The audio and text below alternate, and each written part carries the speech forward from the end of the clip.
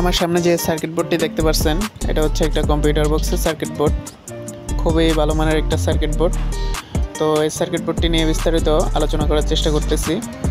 তো সার্কিট বোর্ডটির অপর প্রান্তে দেখতে পাচ্ছেন এখানে মডেল নাম্বারটা দেওয়া আছে। মডেলটি হচ্ছে FS1209 BR2।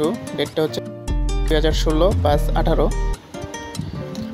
তো এই সার্কিট বোর্ডটি নিয়ে যদি বিস্তারিত বলি তো এটা হচ্ছে TDA-2030 IC দিয়ে তৈরি করা বোর্ডটি।